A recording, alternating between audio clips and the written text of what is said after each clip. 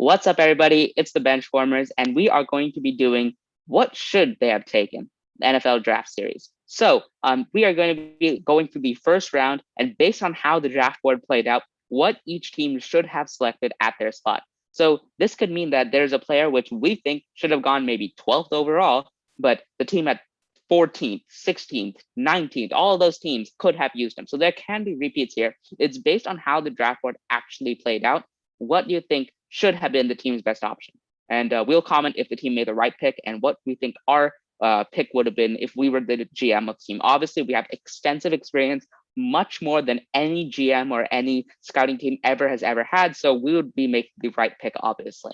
Therefore, with the first pick, the Jacksonville Jaguars did make the right pick. It must be Trevor Lawrence, quarterback from Clemson. I think that's very simple. Yeah, and the fact that you knew that Trevor Lawrence should be the first pick just shows your GM-ship. But anyway, the next pick is the Jets, and we also all agreed that they should have gone with Zach Wilson. Some people would say Justin Fields, but I just think that Zach Wilson is a better fit for that. Technically kind of a 49ers offense now with the Jets hiring two 49ers coaches. Yeah, it sucks that the Jets are poaching the 49ers players, but it is what it is. So at third, I think the 49ers made the right decision by drafting Trey Lance. Some people may have think they should have drafted Mac Jones or Justin Fields, but I think whilst they may be considered better players on big boards, I think Trey Lance was definitely the better fit for the 49ers with their play action based offense. With the fourth pick, the Atlanta Falcons do need a lot of help defensively, but having a transcendent talent like Kyle Pitts is just way too much to pass. So I think they made the right pick, and that is 4 correct picks in a row to start off the draft with the Falcons taking Kyle Pitts. And unfortunately, we're going to ruin that streak here with the Bengals. We agreed that they should have taken Penei Sewell here instead of Jamar Chase. I get the appeal of having the receiver that went to the same class or the same school as the quarterback or whatever. But I just think after the injury that happened last year, they have to protect Joe Burrow. And we thought that Penei Sewell was the best offensive lineman available. Adding on to the streak of incorrect picks, we think that the Dolphins should have taken Penei Sewell instead of Jalen Waddle. And although their offensive capabilities could definitely be improved in the wide receiver position, I think what's more important right now is to have some more support around Tua so that he can thrive. And I think that will be better than having a wide receiver at making the offense succeed.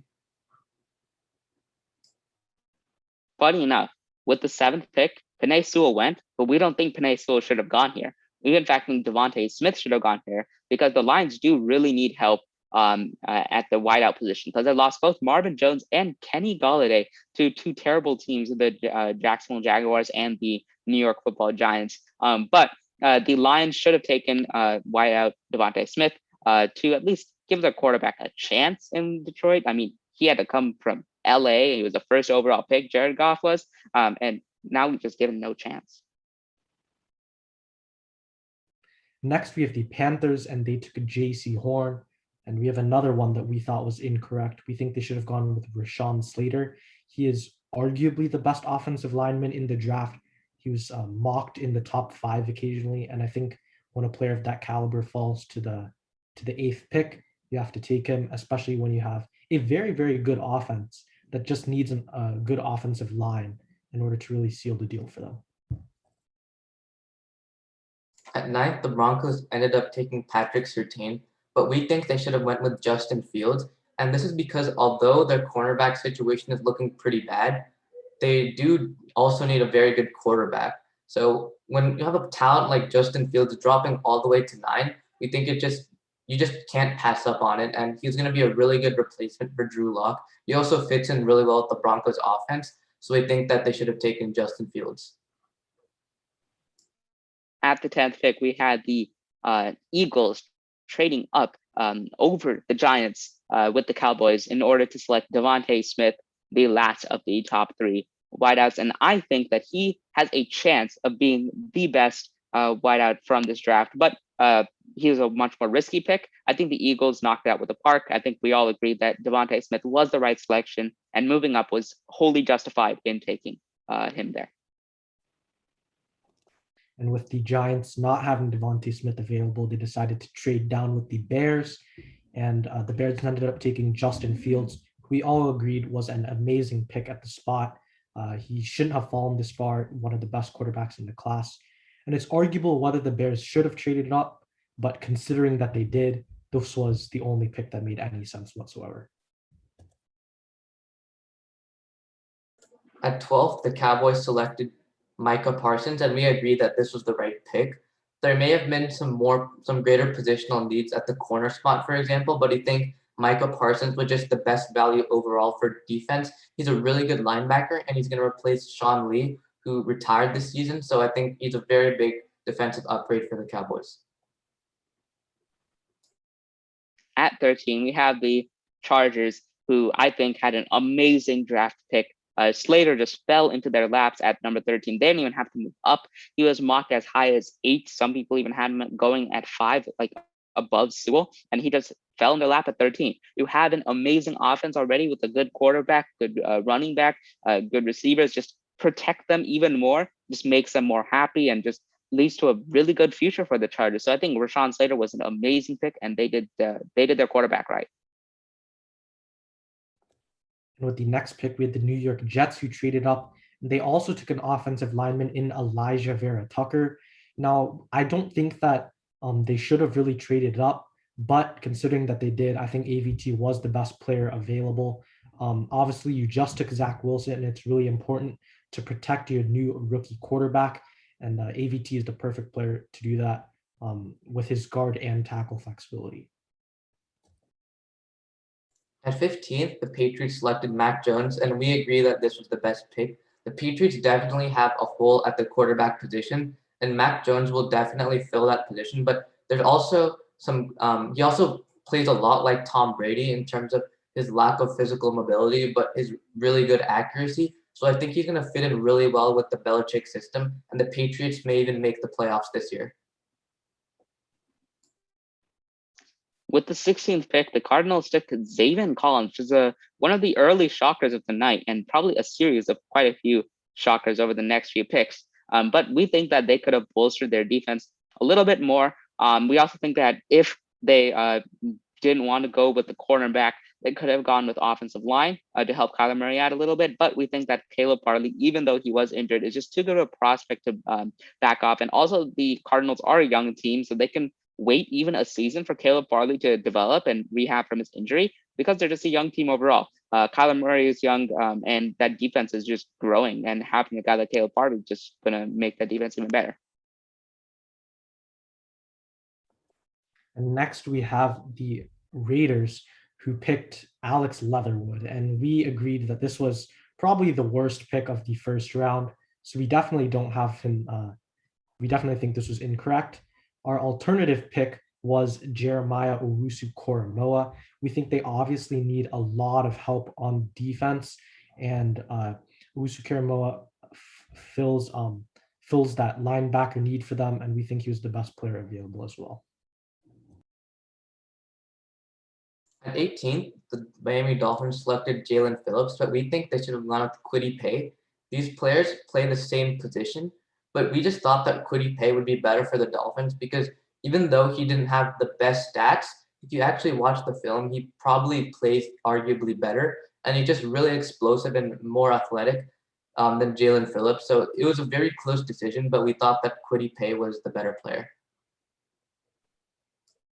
With the 19th pick, we have the Washington football team. We're starting with playoff teams right now, and they took a linebacker, which was not named Jeremiah Owusu-Koramoah. So I think that we all agree that they should have taken Jeremiah Owusu-Koramoah. I think that having a guy like Jeremiah Owusu-Koramoah on your team is because of his flexibility, his performance. He was the quarterback of that defense because that's sort of what linebackers do. And having a player like that on the Washington football team who already has an amazing defense is just going to be even better because I think all the top 5 quarterbacks are off the board. They will have to roll with Fitzmagic for this year and that rookie from the playoffs, Heineke. But I think that improving the defense even further with a player like Jeremiah Owusu-Koramoah would have been even better. Next, we have my favorite team, the New York Giants, who took Kadarius Toney. On draft night, I kind of overreacted to this pick a bit. it wasn't the best pick in my opinion, but I don't think it is as bad as I originally thought. However, our alternative pick was Tevin Jenkins, because the receiving core is pretty decent now with Kenny Golladay. So we felt the offensive line was a more important need, and we think maybe Matt Parrott can slide over to the interior, and we can play Jenkins at right tackle and shore up that offensive line. At 21st, the Colts selected edge rusher Kwity Paye, and obviously this was a great pick, and they're already adding to the position they're good at. But we think they should have gone with an offensive tackle like Christian Darrisaw, because one of their best offensive tackles actually just retired. Anthony Costanzo at age 32 this season retired, so that's going to be a major hole, and especially with Carson Wentz, who's shown that he is not very good without protection, like any other quarterback. We think it's very important to secure the offensive line.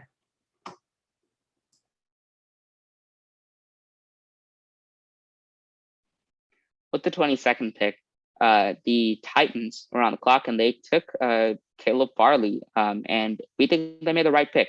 Even though the Titans are a slightly older team, I think that taking Caleb Farley here was a good pick because they really need some defensive help.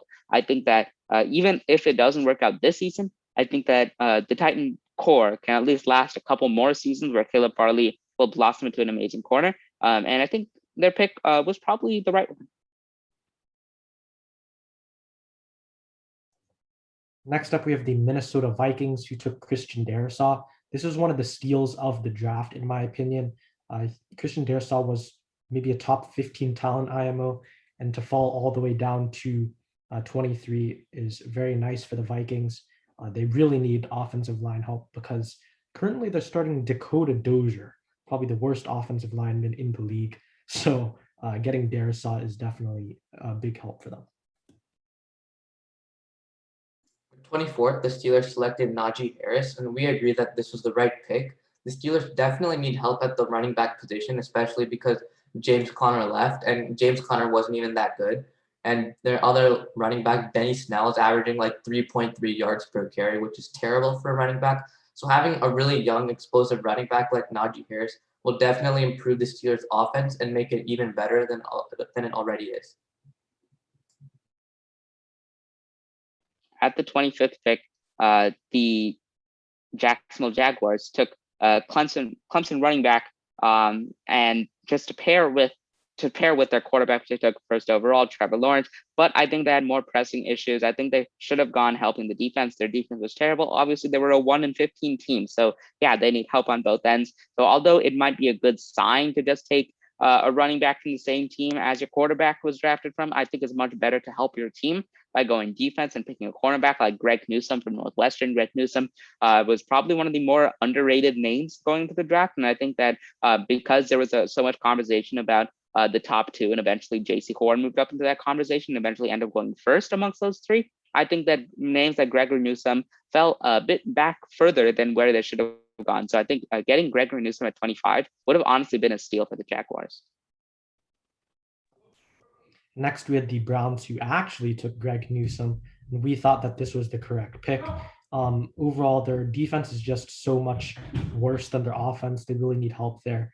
And they signed Jadeveon Clowney, so now edge isn't as big of a need. So with corner being the biggest need for them, this just makes a lot of sense. 27th, the Ravens selected Rashad Bateman, and we agree that this was the right pick. It was actually a really very valuable pick and one of the steals of the draft because Rashad Bateman was agreed upon as the fourth wide receiver on many big boards, and he was going at the early 20s and high 10s on many mock drafts. So the fact that the Ravens were able to secure such a big wide receiver talent at a position that they really need is just very impressive for them.